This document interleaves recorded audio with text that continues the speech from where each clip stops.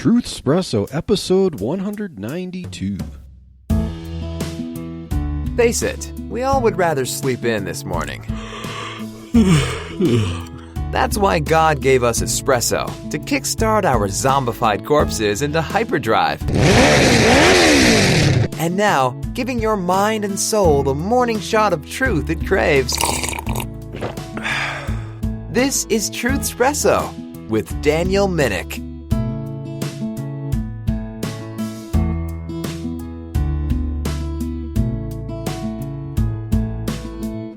Hey there, friends, family, foes, and lurkers alike. We can't forget the lurkers here on Truth Espresso.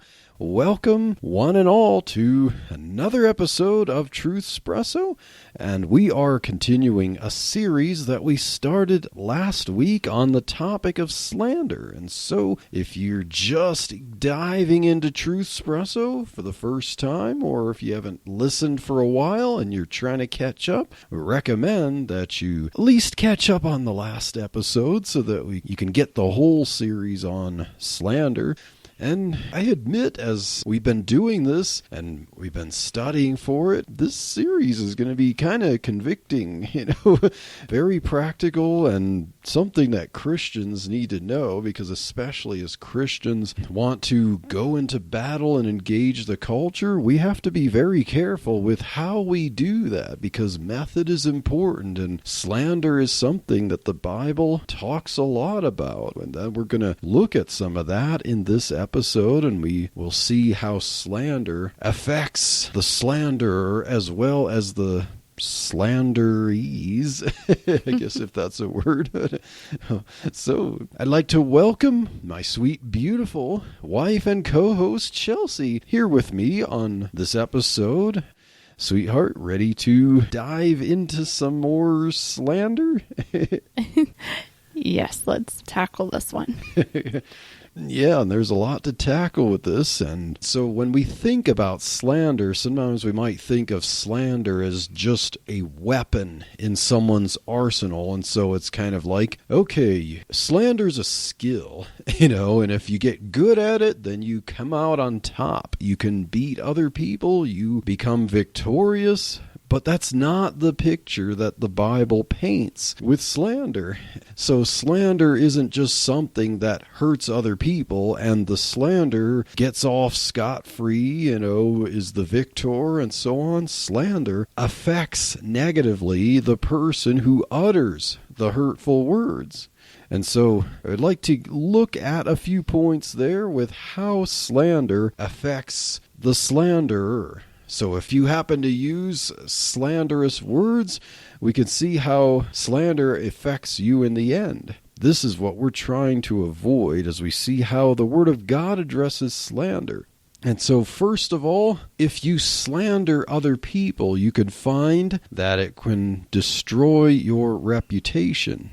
And that seems kind of like a backfiring effect, Say Eastern religions might call it karma or something, But it's kind of like, okay, the purpose of saying hurtful words sometimes is to try to build yourself up. If you bring everyone else down, it's intended to try to give you a veneer of you're better, you're more successful, and so on.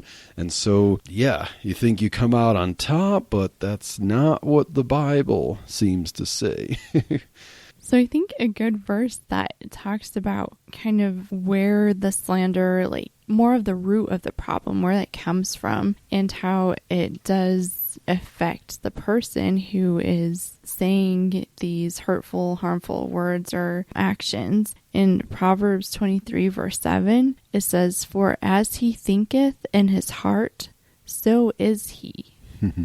Eat and drink, saith he to thee, but his heart is not with thee." So I think slander, it affects you all the way down to the heart, because it's actually your way of thinking of other people. So it affects you because you're constantly thinking negatively. Yeah. And then pretty soon you become a negative person. You're considered a negative person, even though you were the one, kind of like you mentioned, you're the one trying to make yourself better or come up on top. But in the end, you are on the bottom, or people don't want to be around you because you're considered a negative person. So I think that this verse in Proverbs is just good, just thinking like, okay, this is a heart issue. Because when you're thinking negative things in your heart, that's just going to come out. And that's like basically who you are. But not to say that that's hopeless.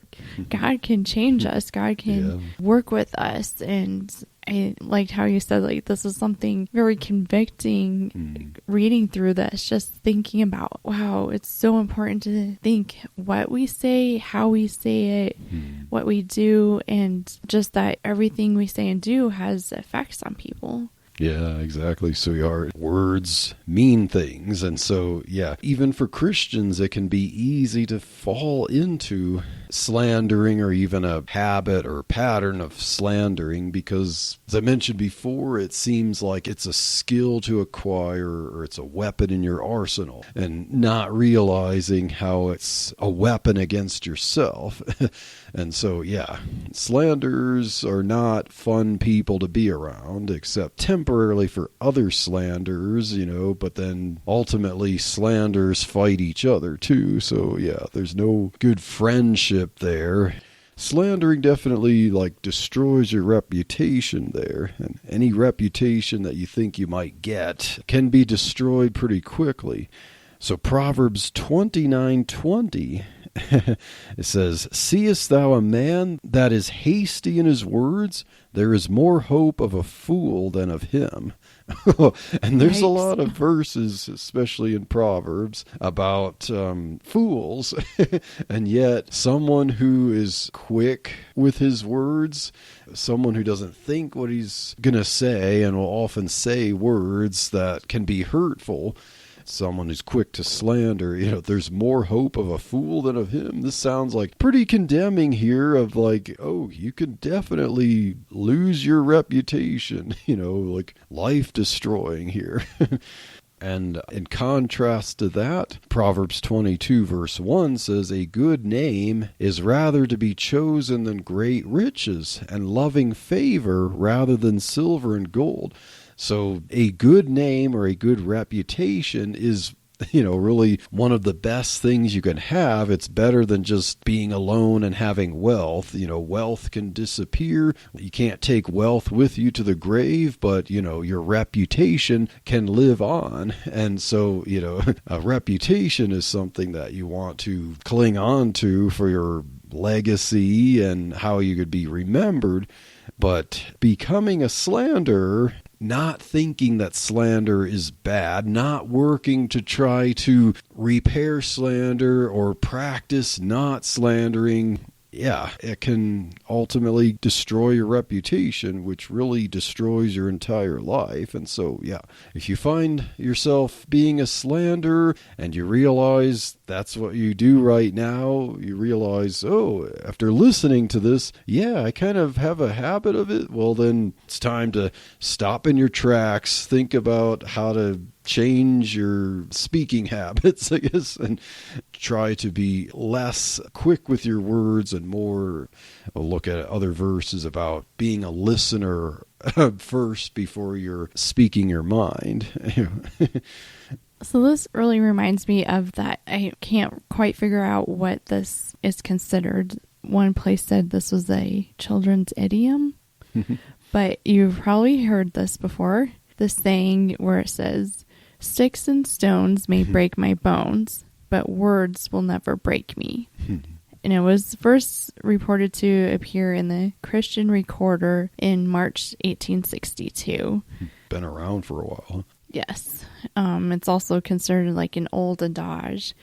But it's so interesting because I think that's how people think. I don't think that saying is true, of course, but people often think, okay, when you see something visible, like someone beating someone up with a stick or throwing stones at people, that's more obvious of the hurt and damage that you're causing. But words are less obvious, but they can be even more damaging than sticks and stones can be. So I think that even though that saying is off, it's just something to just think about, that, okay, our words are even more damaging than beating someone with sticks and stones. Yeah. Not saying that either is yeah. right. Yeah. We're not saying, oh, okay, let's replace your slander with violence. No. Yeah. But just thinking like, okay, just how important our words are. And again, I know we mentioned this last week too, that people just don't put any thought into words or what they're saying, and how different terms are being changed, and I mean, words have lost their meaning. And unfortunately, that is not good, because so many times people think it's funny to put others down. And they kind of encourage other people to put others down. So I think that this is something our culture has really just run off with, as far as thinking that slander is okay. And, you know, the verses that we're looking at, it's saying, no, this is not okay. So it's just something, really to think about as we're going through these verses here. Yeah. As you mentioned about the sticks and stones, like, okay, often getting beat up as a kid and stuff like that, physical wounds, many of them can often heal. You know, your body knows how to heal some of their physical wounds and move on, but sometimes something that's spoken might have effects years, decades down the road. And of course, kids have to learn how to speak properly. And so we recognize, you know, like, I can't believe, you know, you said this to me when we were 8 years old, you know, and I still remember and stuff. We recognize that kids have learning to do with that, but so we should be able, as adults, mature adults, especially Christians, that, okay, we had to learn how not to be slanderous with our words and to put away childish things. And so, yeah, if we have a friend or so on who, when we're like 8 years old, you know, said some things, we recognize, yeah, that was the mind of an 8-year-old. We could try to move on from that and stuff. But as adults, if adults are in the habit of slandering each other, that's kind of hard to get over. And when adults kind of act childish and slander each other, the verbal wounds can persist for a long time, if not for life. So yeah, that's definitely a good illustration there, sweetheart, how different words can wound versus physical wounds there. Don't you think, too, as parents, that this is something important that we not only try and model for our children, but also teach them? Like you said, it's, I mean, just kind of like our kids naturally lie or rebel, or we have that sin nature. Yeah. But this is another area where it seems like a lot of times parents just kind of laugh or like think, oh, that was funny or that was cute if their child is putting down another kid. But it seems like it would be more beneficial for that child. Like how we're pointing out, saying harmful things can actually hurt yourself. Wouldn't that be prudent of us as parents to teach our children how to be kind and say words that are uplifting other people, or kind? Like, I know we use that term a lot with our kids. Like, that's not a kind word. Let's use our kind words. Or I think that it just seems like that's something else that's kind of lost too, that parents don't recognize that, okay, we should be teaching our kids this even. You know, a lot of movies that will, you know, show parent-child relationships, you know, there could be lots of slander there, but not examples for how Christians should try to live and model it in their lives, but...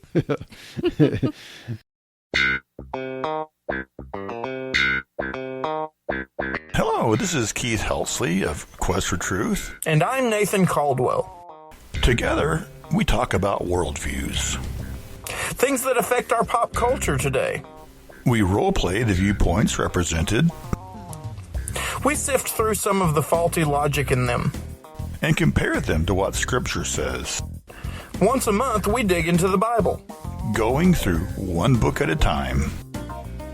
One verse or phrase at a time. Exposing the truth in Scripture. Truth Exposed.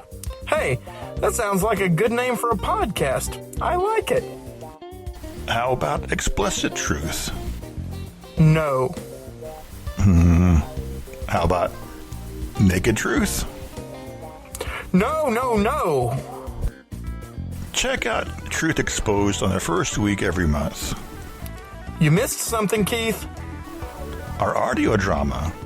As long as our Protectorate players have all their parts in. And our lazy script department has the scripts ready.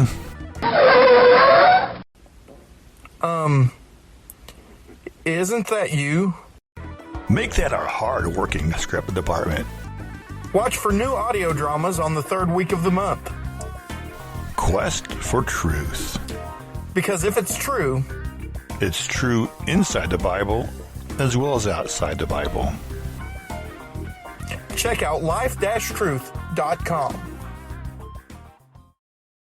So, second point to get to for how slander, if you're the one slandering, how it can affect you yourself, is that any gains that you think you get, you might actually get as a result of it, are temporary.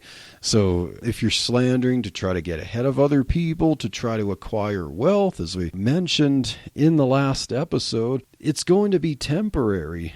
And the verse I have here is Proverbs 12:19, which says, "The lip of truth shall be established forever, but a lying tongue is but for a moment," showing temporarily a lying tongue might be able to get away with lying, might get what it seeks from lying about other people temporarily, but it turns out to be for a moment.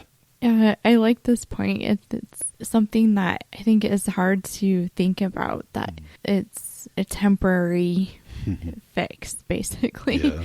And a lot of times it's like, oh, if I do this, then I'm going to, make the promotion or whatever you're trying to gain out of that. But then again, since it's such a core heart issue, that temporary promotion isn't going to last once you are putting down more people or you're not at that mature level to be in that position. I don't know. There's, so many different consequences that can come from that, of course. But I was thinking another verse that was really good for this part was John 8, verse 44.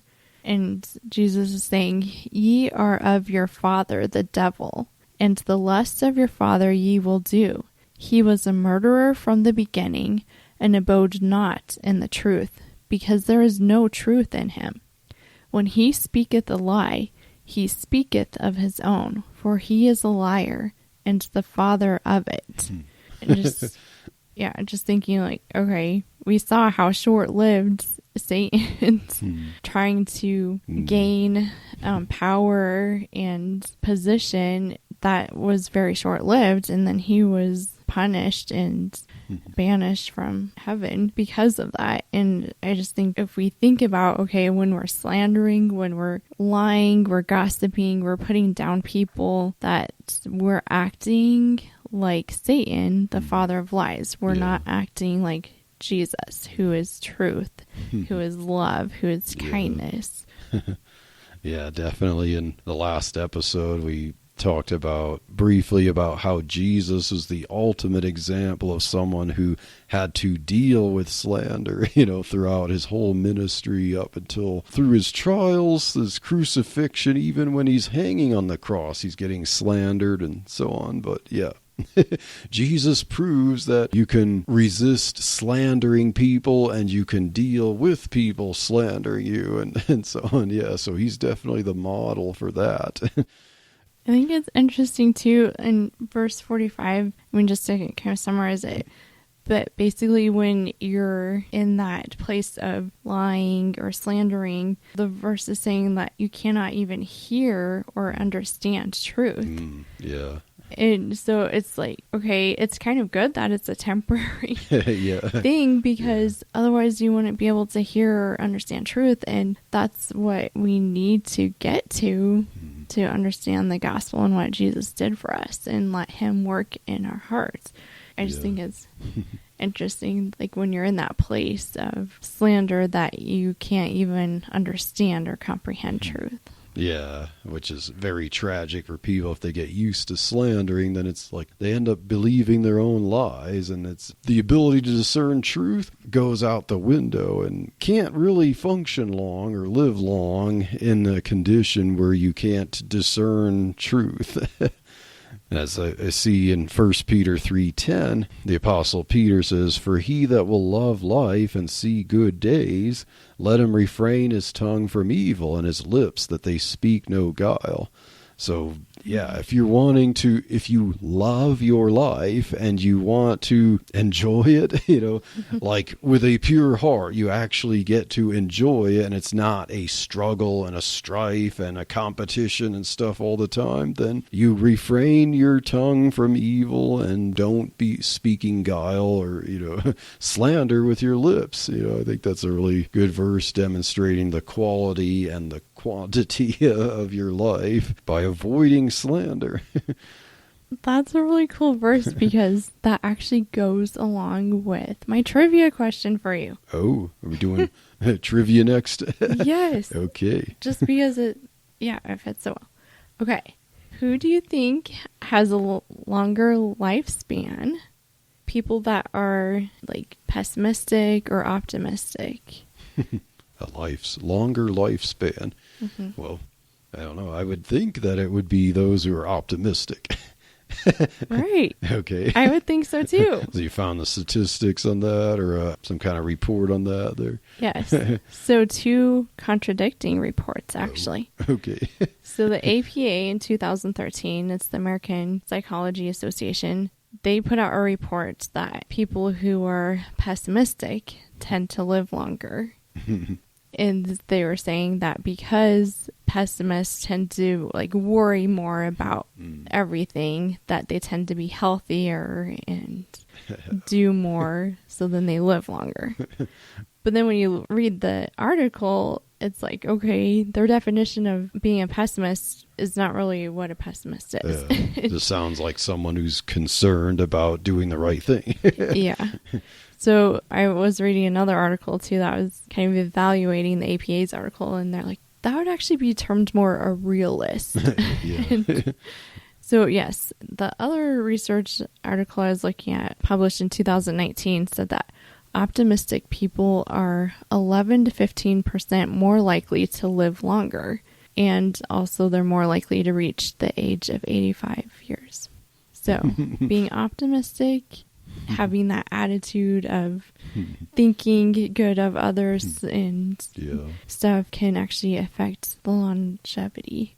But also, it was interesting just looking at being negative, having that slanderous kind of attitude and way of living actually affects you physically, where it can slow down your digestion. It can decrease your immune system, like your response. So people that are more negative about people, about themselves, they tend to be more sick. They tend to struggle with chronic headaches. They can show signs of depression, anxiety, and they're more likely to turn to substance abuse. And I was like, okay, yeah, that kind of makes sense. But it also makes you think of why the scripture is so concerned about not being in this negative mindset and talking negative about people. And sometimes we think, oh, well, that's because we just need to be nice to people. But it's like, okay, God puts that in there because it's even deeper than that. It can affect our well-being, like our health and our mind and our heart. And yeah, exactly. So the point is that no one is privileged or no one benefits from slander. As we see, not the one slandering, not the slanderee. So advice, try to get out of the habit of slandering for your sake and the sake of others. And I also see for how the gain is temporary for slandering. Proverbs 21:28 says, "A false witness shall perish, but the man that heareth speaketh constantly." So, saying, okay, those who actually speak, the ones who hear first, tend to end up being the one who will be heard positively later on, but the false witness shall perish. So, being someone who turns a slandering can ultimately lead to your death. And so that shows how gain is temporary. Also have Proverbs 10 verse 6, and that says, blessings are upon the head of the just, but violence covereth the mouth of the wicked. And I was looking at this up in commentaries about what does it mean by violence covereth the mouth of the wicked. It's basically the idea that you end up receiving basically what you're dishing out, like the things that you're saying or the intentions of why you say it, the penalties you inflict come back on you. Mm-hmm. And so, yeah. So what you think you're accomplishing by putting other people down often comes back later, can come back on you, and now other people slander you and you end up suffering as a result. Say goodbye to what you thought were gains from your slander. I'm sorry, I just got this really funny picture in my head with that verse. Have you ever seen like boomerangs? Oh, that's a good illustration of that. Or you like throw that slanderous word out there and then the boomerang comes back and like hits you in the head. Yeah, slander can take me very far. Or, the farther you try to go with it, the more it's going to come back hard on you. Sorry. Yeah, that is a good illustration. Boomerang. The slander boomerang. Yeah. Yes. Yeah.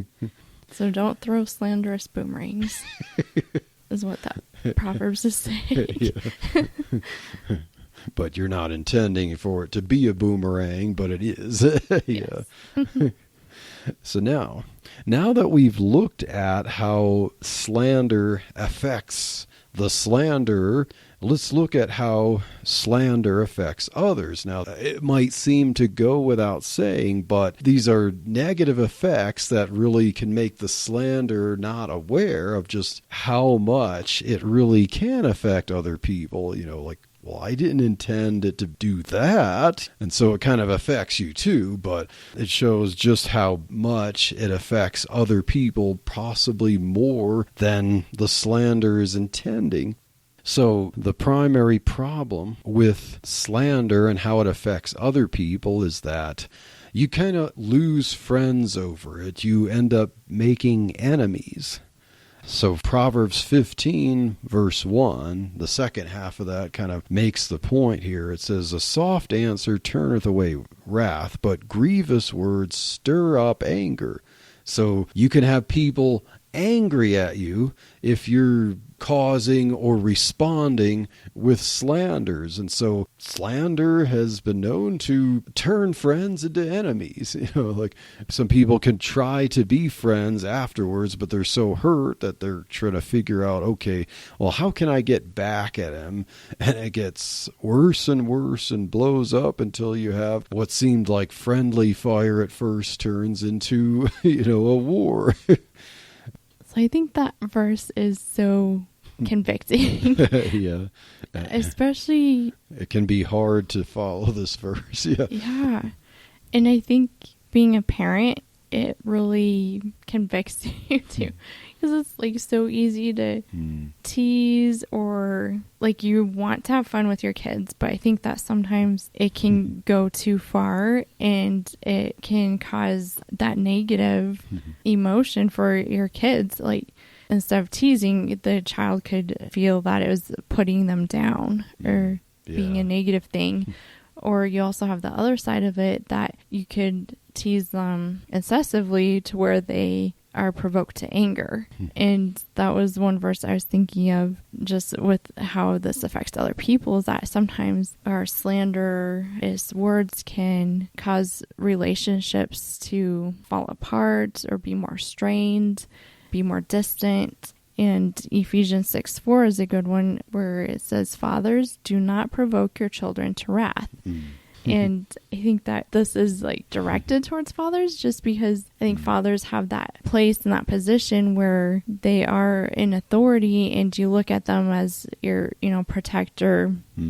As that father-child position. And then when the father doesn't have restraint in using slanderous words or even in like negative teasing and stuff, that can just put such a strain on that child to where that child's heart starts to harden and become angry towards his father. And so I think that this is such an important thing for us to think about, even with our children and with our spouse. How do we talk to them? Are we putting them down with our words, or are we building them up? Because we don't want to be pushing them away. We want to be drawing closer to them. And I just think that, to me, this part is like so important, that we learn how to communicate in ways that we are building up. Yeah, definitely, sweetheart. And yeah, especially when it says, fathers, provoke not your children to wrath. I know it's like also in disciplinary situations. And it can be easy for fathers to just kind of blow up or want to yell at their kids or tell them things like, how could you do that? Or, what were you thinking? Or something like that.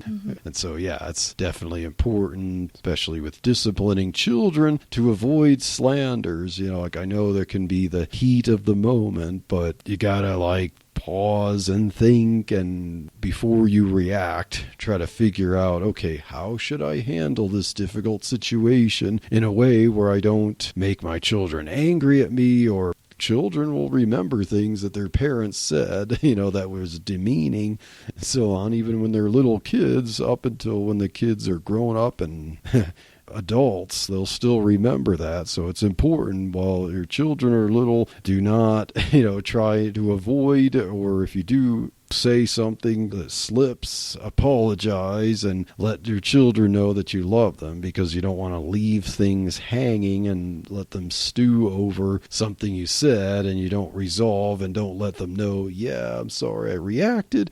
I don't mean that. I love you and please forgive me for reacting wrongly. Yeah, I know. That's one of those areas where it can be difficult, but you got to try to pause and think and heal wounds before they fester. Castle Rock Women's Health is a pro-women and pro-life clinic and ministry serving women of all ages and backgrounds in the community of Castle Rock, Colorado, and the surrounding areas. Castle Rock Women's Health offers well women care, prenatal care, extended postpartum care, licensed clinical Christian counseling, fertility awareness, hormone therapy, childbirth classes, STI testing and treatment, ultrasounds, and even the abortion pill reversal. Castle Rock Women's Health uses your generosity to offer services at little to no cost for many women in situations where insurance is not available. But Castle Rock Women's Health needs your help. To serve women better in the community, Castle Rock Women's Health is looking to move into a new office. Please consider a charitable donation to help Castle Rock Women's Health offer life-affirming care and reach more women with the love of Jesus Christ by going to givesendgo.com/CRWH. That's givesendgo.com/CRWH, and be a blessing to women in need. For more information about Castle Rock Women's Health, please visit our website at crwomenshealth.com. Thank you so much. So I have a question for you about this. The first part of the verse you read in Proverbs 15:1. A soft answer turneth away wrath. So is there ever times where a soft answer may not be appropriate? It might not be the solution to every situation that involves slander, but say someone is just plain evil and intent to destroy you and kill you or something like that. Maybe they're trying desperately to get someone to avenge themselves because that's what they want. And so persecution, vengeance, and you say something in response and then they're frustrated and they're going to lash out, desperately trying to get you to say the wrong thing. You don't want to slander back, but by slander, I don't mean righteous judgment, but like telling lies and so on. But sometimes I think the situation talking out here is a situation where you're among friends and someone says something hurtful, but then you reply with something that will diffuse the mood there. And instead of getting the quarrel going, and all of a sudden it's just, oh, it made me think about what I just said because you just said something nice, and now I feel bad for what I said. So I guess my question is, if it's a soft answer, that doesn't necessarily mean you're like saying something untrue. Yeah, no. Like you don't want to say, oh, you're so kind if someone was mean to you. Yeah, I don't think what it means like that. Like something truthful, but instead of returning slander for slander, the Bible talks about rendering evil for evil. Like this is just, you return something that's truthful, that's not hurtful. Say like, maybe you should pray about it. God might bless you for your prayers or thoughts or something. You know what I do when I get in the mood to say something wrong? I stop and think about it, and then I pray, and it helps make me feel better or something like that. And then the person might think, wait, I just insulted you, and now you say that. Now I feel bad. Maybe I shouldn't have said that. Thanks for clarifying. Hope that made sense there, but yes. Yeah, so slandering can make you make enemies out of friends. So I have Proverbs 26:28. It says, a lying tongue hateth those that are afflicted by it, and a flattering mouth worketh ruin. So that's interesting, where Solomon says that someone who's slandering people, the slanderer is in effect hating the ones that he's slandering. Hateth those who are afflicted by it. So you say something hurtful, it actually hurts people. You're hating people that you're slandering. So that's something to keep in mind there, as you're creating unnecessary enemies through slander. Proverbs 11:9, a hypocrite with his mouth destroyeth his neighbor, but through knowledge shall the just be delivered. And that also demonstrates that someone who's slandering is demonstrating that he doesn't have good knowledge. The knowledgeable, the wise person is not someone who would slander and in effect destroy his neighbor. And then finally Proverbs 25:18 says, a man that beareth false witness against his neighbor is a maul and a sword and a sharp arrow.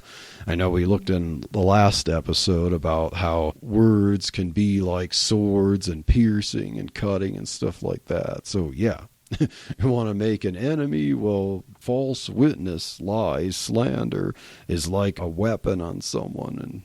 And so we hope that we gave quite a few verses here in this episode. And yeah, as I mentioned, I'm feeling pretty convicted here. I don't know about you, sweetheart, but yeah. Oh, yeah.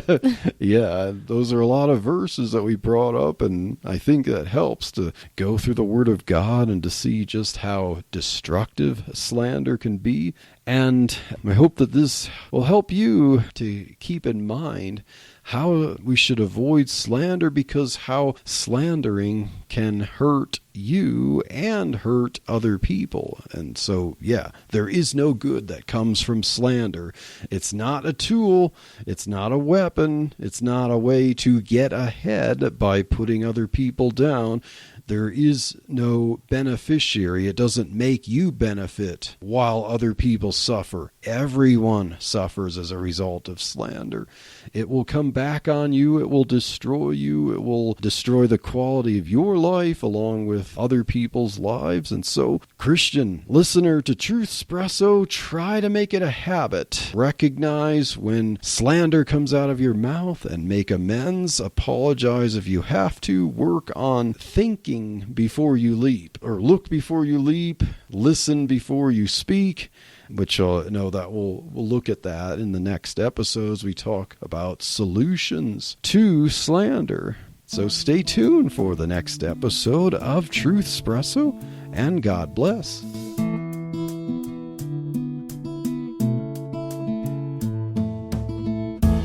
Thank you for waking up with Truth Espresso. Good morning, and God bless your day. Hey friends, Daniel Minnick here again.